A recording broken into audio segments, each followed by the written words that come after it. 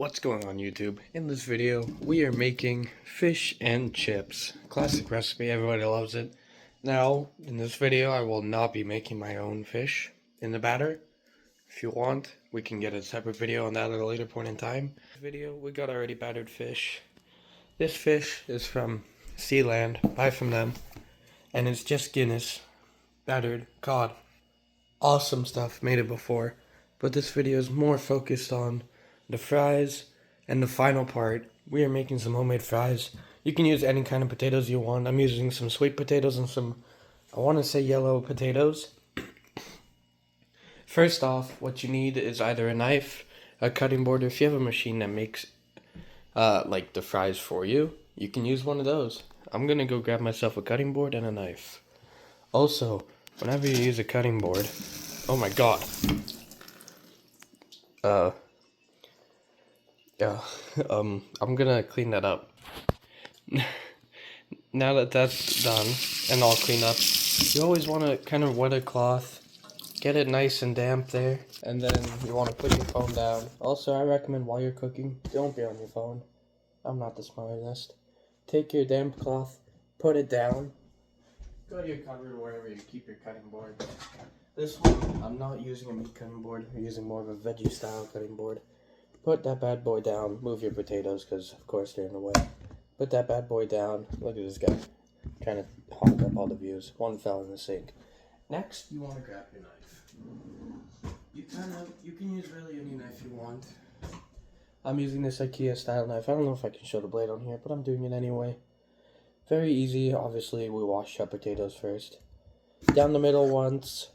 Cut it into fours. Try not to. If you can keep it as like almost like one whole potato, it'll be better. Sometimes you can. Now that it's in fours, you kind of want to just chop it into french fry shape. Also, you need a metal bowl. I did not grab a metal bowl, but you need a metal bowl. And it does not need to be a metal bowl. It can be any kind of bowl, realistically. And that's it. Not perfect, but almost kind of fry-like potatoes there. And you're just going to go ahead and do that with all your potatoes. But for your sweet potatoes, I recommend chopping off the tips. And then basically the same. Also, this one's for my, this tip's for my, calf class teacher. Clean off your cutting board. Don't leave your scraps on there. Push them off to the side or throw them out. And I'm basically, because the sweet potato is just a little bit longer, kind of just cut that bad boy in half like that. Just to get more fries, right? Because you want to make the most out of it. These ones are a little thinner, so I'm not going to cut them in fours. I'm just going to cut them in half. And then again, just in like a fry shape. Now, I know I don't do it, but whenever you're cutting, try to keep your like thumb and fingers tucked because you don't want to cut yourself. Just like that. Perfect sweet potato fries. Also, make sure to grab your cutting board. Don't do like I did. Any size bowl. I'm just going to hope this bowl is big enough. So this recipe, we're kind of just showing you more of how to fries and how to make them fishes really crispy in your oven. Now, most boxes of when you buy fish will say on the box how long they cook it for. I'm going to tell you guys the instructions for the ones I'm cooking. And then while you go there, it's up to you. I'm going to. You can put your potatoes and sweet potatoes into two different bowls. But you don't have to, you can mix them. But for my fish, we're going to start off easy. Set your oven to 425. Wait for that bad boy to preheat. My oven takes years to preheat. Also, one thing I forgot to mention, depends on the size of your potato. Like this potato, obviously bigger and thicker. This potato, thinner. Potatoes like this, you can cut into quarters like I showed. Thinner potatoes, you can just cut in half. Both work. I know you guys heard that, so I'm going to go throw those fishes in the oven. I'll be right back. 10 minutes. Starting now. Now that your fishes are in the oven, you put them in there for about 10 minutes. Now you can finish chopping up your fries. Even if you have these big long fries, sorry about that, and you want to get them a little smaller, so this way it looks like you have more. Because smaller, you'll always have the same quantity, but it tricks the eye into thinking that you have more food than you really do. That's about it. After this, I'll show you guys how to spice them.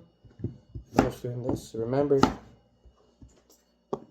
Get rid of those scraps. Don't keep them on your cutting board. You will lose space, valuable space, and raising your chances potentially of cutting yourself, which nobody likes because trips to the hospitals are not fun. Nobody likes waiting for hours. But you're just going to finish cutting them. It's a long process, but trust me, the end results will be worth it. Now I know what you guys are thinking. Ethan, how are you going to cook these? Well, you know, like we do most things on this channel, these bad boys going in the air fryer. Also, one thing I would like to point out that I obviously did not do, your sweet potato fries, if they come out like a little thicker like these guys, no, just chop them in half, but it's really preference. It's really preference. I have this machine where I put the potato through, and it kind of just comes out as a fry. I don't like doing it. I prefer to do it with my knife. Works on your knife skills, and they always come out tasting better when you know that you put in the hard work to do it. So I'm gonna finish up the chopping of these fries and then come back to you guys once that's done. Okay, now this next part is completely optional, but when you're cooking in the air fryer, foods tend to dry out. We're gonna put some salt and olive oil. It doesn't have to be olive oil, it can be vegetable oil or any seed oil. On those sweet potato fries and regular potato fries, remove the salt all the way. You can just spray on or even pour on your olive oil there. Just in this way they stay nice and juicy. Well, not juicy because they're potatoes, but you get what I mean. Go on there with your fancy salt shaker. Salt. And you can even go on there with pepper or whatever you would like, any spices you would like. But I'm making just fish and chips, so we're just gonna stay simple. Our next step, give them a little toss, you know? Doesn't need to be any fancy toss. Make sure that salt and oil is all over everything. Don't spill on the counter. It's not fun to clean up. Now, there's two different kinds of potatoes. You don't have to, I'm doing it. Make sure to plug in your air fryer. Unlike me, because believe it or not, if there's no electricity running into it, it doesn't really work. You got your air fryer plugged in. You can take your potatoes or sweet potatoes, doesn't matter which one. Dump them bad boys in there. You can reuse this bowl. Just rinse it out. Give the basket a little shake. In there. On. Air fry. Turn off preheat because... And then 20 minutes. And it's still preheating. But that's okay. It's still preheating. But in the 20 minutes, my air fryer goes and says, hey, turn your food. So, it'll tell me to flip my food at around 10-ish minutes. So if your fryer doesn't do that, put them in there 400 for 10 minutes. And then once it dings, put it in for another 10 minutes. When you're going to check them, I recommend using tongs. Don't use your hands, it may hurt. Now, on this recipe, you can basically put anything next to it. This recipe is more of a... I have frozen fish in my freezer that has batter and it's ready for fish and chips. And I have potatoes. I'm lazy. We're gonna make fish and chips. It's more of a lazy dinner, but that's okay. Lazy dinners are also very good. But while you're waiting, there's a couple things you can do. First of all, don't forget to clean up that mess, by the way. Because never cook in a dirty kitchen. It's okay to get dirty while you're cooking your thing, nothing. My words are not wording. It's okay to get a little messy while you're making one item. But make sure you cook. Next, you're gonna go in the fridge. You're gonna hope that we have lemons. We have lemons. We have multiple lemons. We got 2 lemons. Take the levers out. And after you pull out your lemons, you're gonna go down to the comment section and you're gonna be like, I love lemons. Next, that knife that you were using earlier, give it a rinse and a quick dry. We're gonna need them for those lemons. Same with the cutting board. Just a rinse should be fine. And a quick dry. Next, that bowl you were using. Did you add out of your normal potatoes or sweet potatoes or something else? Give that bad boy a rinse and a dry. Now you can use it to put on the table. Next, this you guys don't have to do, but I hate this darn thing. Google went off. That's fine. Hey Google, stop. we're gonna go over our drawer here. Grab a pair of tongs. You can use any tongs. This is just a pair I'm using. Open them up. And look at our fish. We're gonna set you guys down on the counter. We're gonna pull out the rack. And you're just gonna want to flip them fishes. Now they look a little soggy, but don't worry. They smell amazing. I wish you guys could smell this. These are Guinness, so that's probably where the scent is coming from. The Guinness beer batter. Also, I had 2 trays of fish. When you cook in the oven and you use like one tray and then another tray, the bottom tray tends not to cook all the way. So your bottom tray might need to go in just for a tad bit longer after you take out your top tray. You're gonna want to move it up. But if these fish don't give you problems, it'll take you no time to flip them. And this is just so it's it's easier for it to get cooked all the way through. Try not to destroy the outside of the batter like I just did. Tell your oven to shut up. Say, hey Google, send me a 10-minute timer. Got it. 10 minutes. And that's starting now. Air fryer is still preheating. This thing is horrible. I hate how they added this. But you know what? We're waiting. Don't cut your lemons yet. Don't listen to me. Don't cut your lemons yet. Because you have 10 minutes going on those fish. Plus a little extra time for a little trick that I'm going to show you. 40 minutes for these potatoes. I know it takes a long time, but if you only make one kind of potato, it won't take as long. Basically, that's it for now until everything's dinged. So when it dings, I'm going to come back to you guys and show you what to do next. So my timer just went up on the Google. I didn't record it because I totally forgot, but that's okay. Dings for the second 10 minutes that your fish are in here after they flipped. They smell amazing. You're going to turn your oven to broil. You're going to put them for 3 minutes. So in this way they get nice and crispy. My potatoes are about a ding here too. They look amazing. For your potatoes, you're also going to need the tongs. That's the word I'm looking for. Tongs. You need tongs. Tongs, one of your best friends in the kitchen. Once that dings, you're going to give them a flipperoo. And then we'll slice them lemons.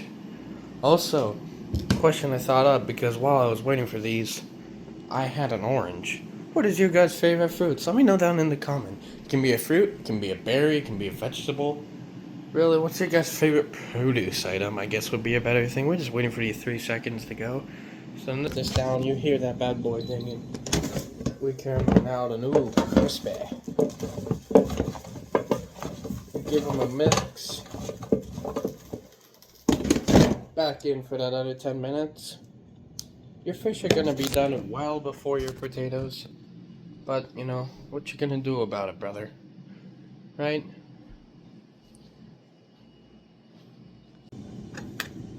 Okay. Our fish is finished in the oven. Next, we're gonna start with our tartare. Very simple recipe. I'm gonna start here. You can use, I'm just gonna wing it. There's better recipes online with exact measurements if you don't like mine.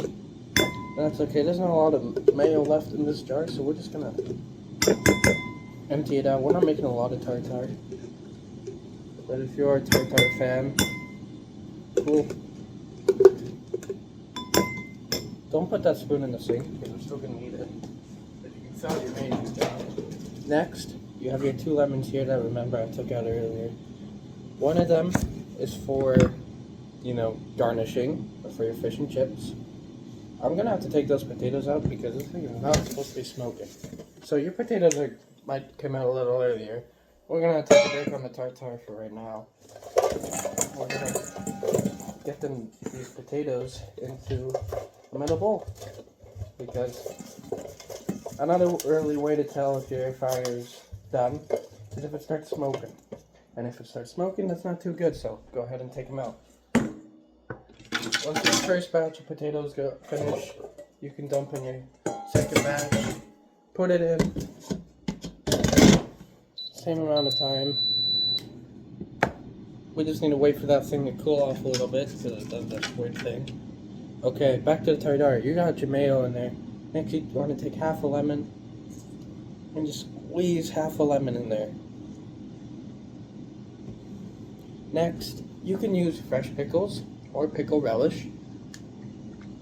We have fresh pickles, but not enough of them. So I'm gonna go in here, not a lot, but quite a bit of pickle relish. Next, you go in there with some sugar. Now, normally you're supposed to use white sugar. You can use white sugar. You can use any substitute for sugar. For a sugarless household. So I'm gonna go in here with some coconut sugar. After I set up this air fryer,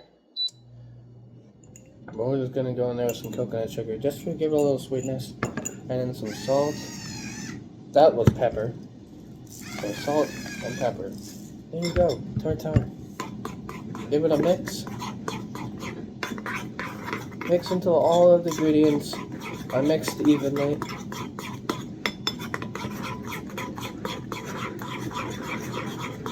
Now, it doesn't look very appetizing. I don't know what it smells like because all I smell is those fish. But you can give it a little taste.